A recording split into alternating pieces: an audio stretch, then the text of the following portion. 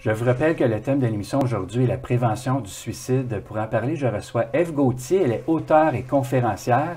Madame Gauthier, bienvenue à Point de vue. Merci. Merci infiniment, David. On vous reçoit aujourd'hui parce que c'est important de parler de la prévention du suicide. D'ailleurs, vous avez publié un livre qui s'appelle « Renaître par amour, de la souffrance à l'émergence ». Et on trouvait ça important que vous puissiez témoigner de votre parcours de vie, de votre expérience. Rappelez-nous un petit peu l'historique de ce qui vous a amené à produire le livre par votre parcours professionnel. Oui, mais en fait, ça a été un choc brutal qui était interconnecté entre le professionnel et le personnel. Je pourrais dire que c'est une succession de mauvais choix qui m'ont vraiment emmené en burn-out puis en dépression, en fait. Puis le grand déclencheur, ce qui a fait que je me suis arrêtée, ça a été au décès de ma mère. Fait que ça a comme mis un frein à ma course effrénée, mais ça a été vraiment au niveau personnel et professionnel, comme je dis, parce que je me connaissais pas vraiment. J'étais beaucoup prise, en fait, sous l'emprise de mon ego. Donc, je savais plus exactement qui j'étais, en perte de sens à ma vie. Qui suis-je, puis où vais-je, là? Bon, c'était exactement ça. Donc, pris dans une personnalité que j'avais construite, en fait, au fil des années, inconsciemment, j'aime le dire, pour pas que les gens se sentent coupables, des fois, quand on est pris dans cet engrenage-là, parce qu'on est complètement perdu, puis à force de faire des mauvais choix, c'est ce qui nous épuise, c'est ce qui m'a épuisée. Fait que c'était vraiment cette course-là, donc des travails auxquels je ne m'identifiais pas nécessairement. Il n'y a pas grand-chose, en fait, dans mes choix qui faisait cohérence puis sens avec ma vie. Fait que tout ça fait en sorte, à un moment donné, qu'on court, puis que le corps, à un moment donné, il flanche. Donc, ça a été le signal d'alarme, l'épuisement professionnel, après avoir travaillé plusieurs années dans le domaine de la vente, entre autres. Oui. Ça a été un choc, là.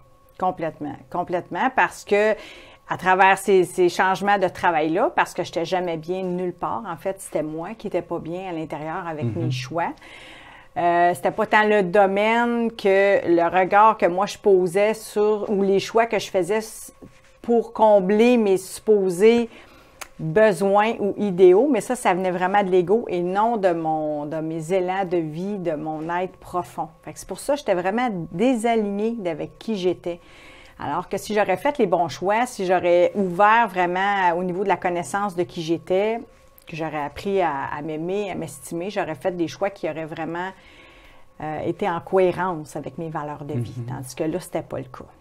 Moi, il y a un chapitre qui m'a vraiment interpellé dans votre livre. C'est le chapitre 11 qui s'intitule « J'ouvre mon cœur à la dépression et à la fatigue. J'écoute leurs messages. » C'est important d'écouter les messages. Complètement. Puis je dois dire que moi, je les fuyais, les messages. J'étais habituée d'être tellement dans une roue qui tourne vite, là, d'être tant omnibulée dans ma tête, là, dans mon mental. Vous savez, là, Serge Marquis parle tout le temps du hamster qui court puis qui court jour et nuit, là, qui nous épuise avec ses discours incessants, ses critiques, ses jugements, ses remises en question sans un.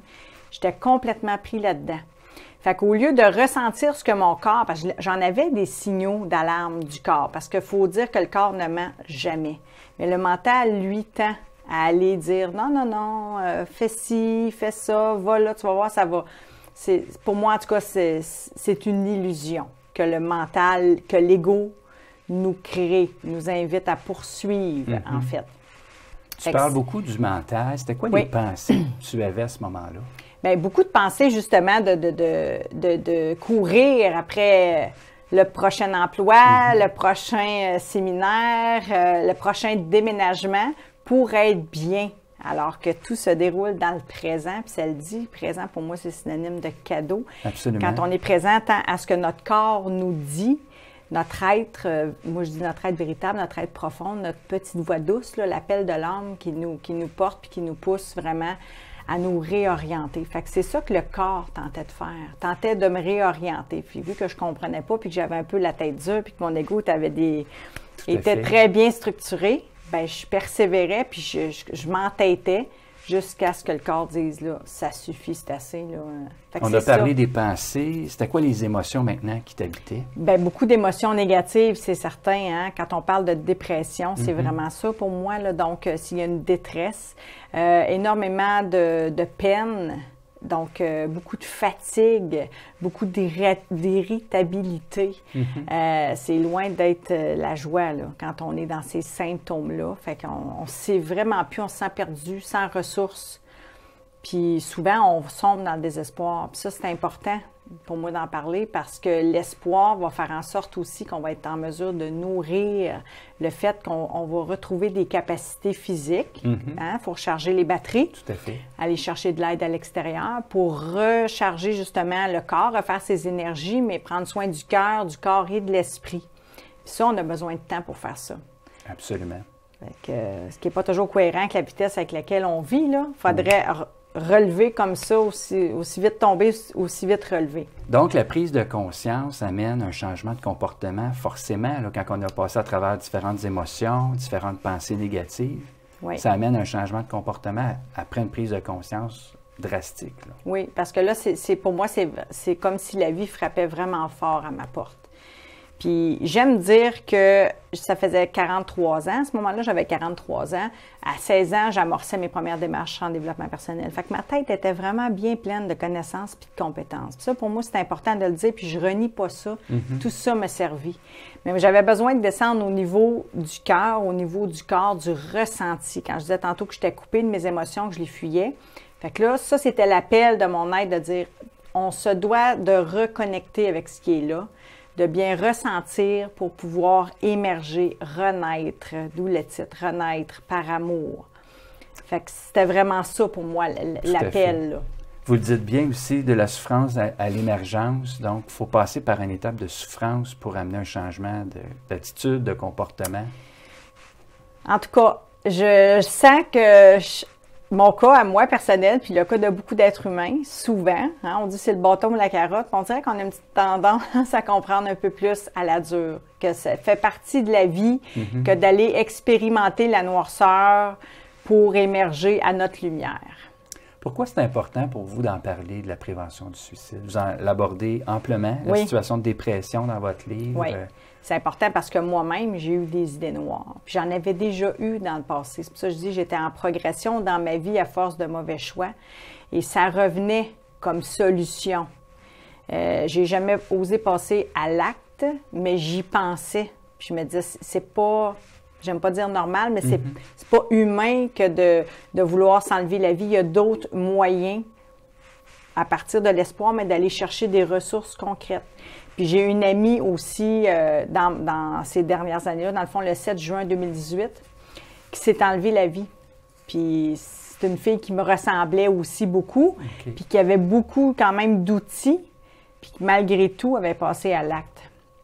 Fait que c'est pour ça que pour moi, c'est important, puis ça me touche parce que je reviens sur la tête bien pleine. Oui.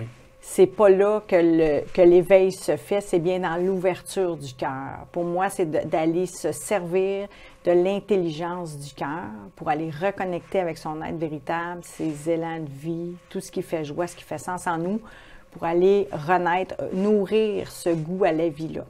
C'est sûr que quand on est en plein dedans, on entend ça et on se dit hey, « Oui, c'est difficile. Je m'en fous, là, je suis pas là, tu sais, je veux mourir. » Mais je veux vraiment mentionner que l'espoir, c'est important, cette petite étincelle-là, de tendre la main vraiment puis d'aller chercher des ressources parce que on a assurément tous eu des situations difficiles dans notre vie duquel on pensait peut-être pas émerger ou se relever, puis on a réussi. Fait que je pense que c'est important de se rattacher à ces situations-là aussi, puis d'oser y croire, puis d'avoir des humains avec nous pour nous aider à traverser ces moments-là. Quel conseil donneriez-vous à une personne là, qui traverse une période de dépression actuellement? Par expérience, vous l'avez vécu, oui. Vous êtes allé chercher des ressources, des outils. Oui, bien, l'étape 1, ça peut être un ami, soit si on n'a pas le courage d'aller voir son médecin ou qu'on n'a pas accès à un médecin de famille, appeler justement des ressources en prévention. On en a partout, des lignes téléphoniques. Fait que, tu sais, des fois seul, mais avec un ami, juste de faire ce premier pas-là pour se faire tendre une main, une oreille, alors rentrer dans un processus d'accompagnement. Parce que l'accompagnement, l'unicité, l'union qu'on a entre nous, les êtres humains, c'est là qu'on va aller puiser de la force puis du courage aussi pour faire les prochaines petites actions, un pas à la fois. pour vraiment, ça peut être aussi consulter un soutien psychologique. Oui, tout à fait. Il y a les organismes, il y en a énormément. Je sais que vous allez mettre des liens sous cet entretien-là, là, mais... Oui. Alors, il y a beaucoup de ressources qui existent que malheureusement les gens ne connaissent pas pour pas avoir vécu de situation avant d'être confrontés à cette réalité-là. Oui, puis vraiment de dire qu'on n'est pas seul. Puis on est plusieurs même. C'est un constat que je fais sans jugement, mais on est plusieurs en ce moment à être fatigués, épuisés, soit au bord d'un burn-out professionnel ou parce que le mode de vie est très difficile. La vitesse à laquelle on vit, la modernité, tout ça, la technologie, ça a plein de beaux côtés, bien sûr. Oui. Mais ça épuise aussi les êtres humains que nous sommes. Fait qu'on est super sollicités. Donc, il faut voir aussi avec beaucoup de bienveillance, là, sans jugement, la vie, le mode de vie dans lequel on est. Ce qui nous aide. Extrêmement rapide. Oui, c'est ça. Alors, c'est normal, j'ose dire, qu'il y ait autant d'êtres humains en ce moment qui flanchent. Hein, on le voit là, même au niveau de l'anxiété, on en parle, on fait des parallèles avec l'anxiété, même chez nos jeunes. Oui.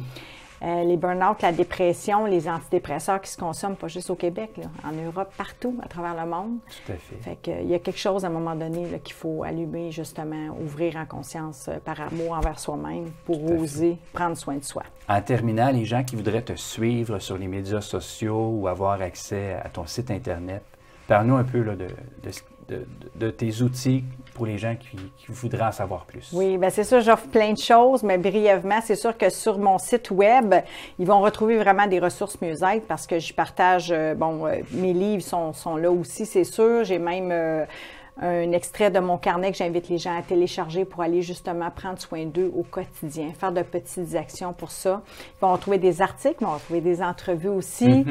Donc, bref, il y a beaucoup d'outils. C'est sûr que sur ma page aussi Facebook de Ève Gauthier, auteur, les gens peuvent me suivre, les gens peuvent m'écrire aussi. Je suis là, j'aime beaucoup être présente. Pour moi, ça donne beaucoup de sens à ma vie.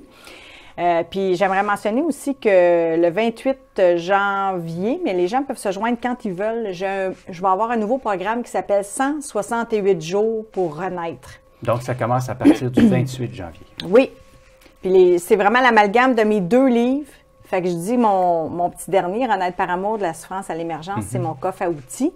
Moi, en fait, c'est ce qui m'a aidé à émerger de mes souffrances, mais j'ai aussi mon carnet qui est la démarche intégrative. Fait que je les invite à venir sur ce groupe-là. C'est des gens qui veulent vraiment grandir en humanité, cheminer. Donc, ils vont pouvoir intégrer tout ça, puis poser leurs questions. Puis je vais être là pour les accompagner aussi. Ève Gauthier, auteure et conférencière, merci beaucoup d'avoir participé à l'émission pour ton témoignage. Merci David. Merci infiniment.